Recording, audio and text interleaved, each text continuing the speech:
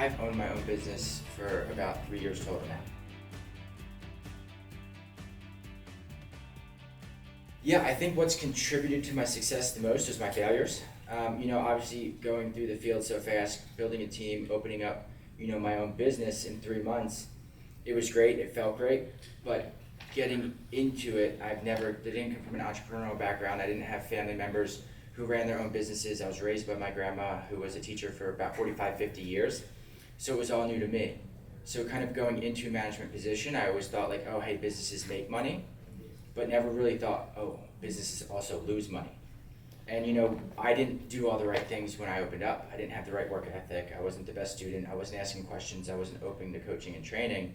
And that led me into a position where I was losing money. And my business did go in debt. Luckily, I had the support system with Smart Circle, Ken, other individuals around me. For me, growing so fast, I'm still learning every single day a lot about myself. I come from a lower middle class family. Didn't really grow up with much. I had to work for a lot that I had. And the opportunity that not only working hard, running my own business has provided me, but also the failures that I've learned from. It's just a valuable lesson that's changed my life, both financially, but just how I have an outlook on life as well.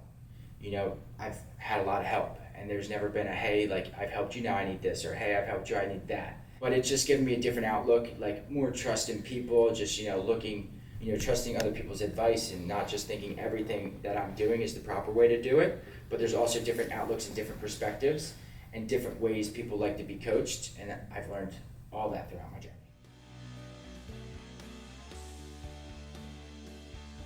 Best thing about running my own business is I know I'm working harder for myself than others, and it allows me the free time and flexibility when my business is in the right spot to do all the cool things I want. So Eagles were in the Super Bowl 2 years ago. I was able to go to the game. And that's something that I never really thought of I'd ever be able to do in my life, just looking at the price of tickets. I mean, that's something that was always a dream of mine. And being able to go with myself, some family members, and some friends, it was probably the greatest experience of my life.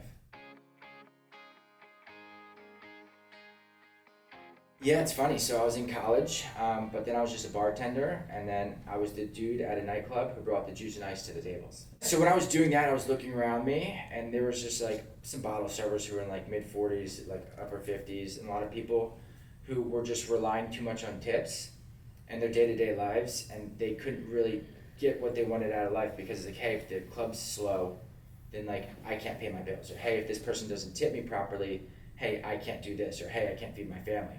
And I looked around and I was just in 3 to 5 years from now, do I still want to be doing this? And the answer for that was no. And when I started this, I knew it was going to be a challenge. I knew it was going to be a gamble, but the only thing I was really gambling on was myself. And, working since I was, 14, 15, I'll gamble on myself. I'll bet on myself 10 times out of 10. If all I have to do is work hard to become successful, I know that's in my wheelhouse. I was the first person in my family to graduate college. When I first started, obviously she was like, hey, why don't you get a job where you're comfortable with? So she didn't really understand it. And just like a lot of people, she's like, hey, maybe you should find something else that less hours, you're more comfortable with. But now she's my biggest supporter. I talk to her, she's over all the way back across the US, but I talk to her daily, if not every other day. And That's so sweet. She's like, oh, where are you at now? Because I've got to travel the world and see a lot of different places. Through T-Mobile, expanding, getting to travel with them, getting to travel to other ICTs and help them get their business off the ground, going to Canada.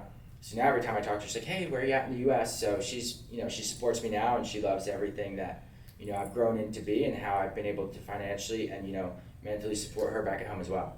So my grandma, obviously big role in my life, got diagnosed with Parkinson's not too long ago. I'm sorry. So I appreciate that. But I was actually able to help her kind of reconstruct the house a little bit to make it more accessible for her, to make it easier for her to kind of move around. So this way her life was a lot easier.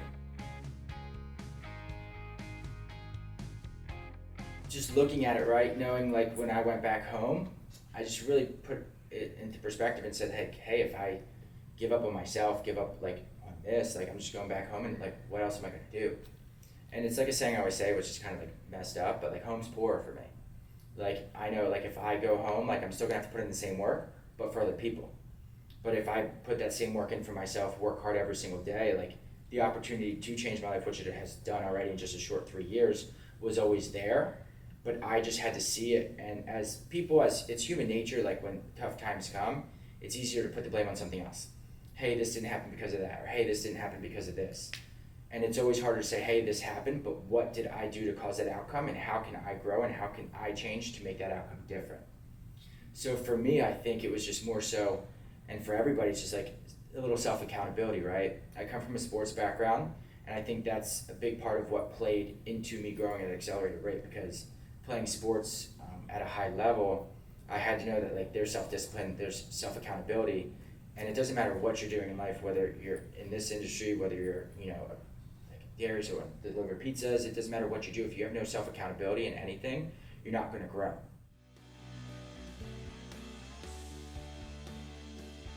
What's next for me? So I just want to see how many other people I can make just as successful as me. So I don't judge my success based upon, my bank account, my income, how many times people say my name. For me, I base my success on, okay, how many people can I make as good or better than me?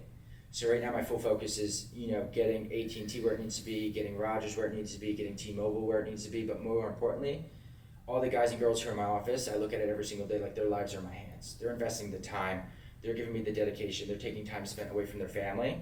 So if I'm truly to be successful, it's how many of these people can I put in the same position as me?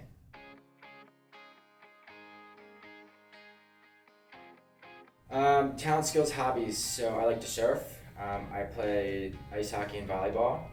I played soccer. And other than that, I'm just a pretty simple guy.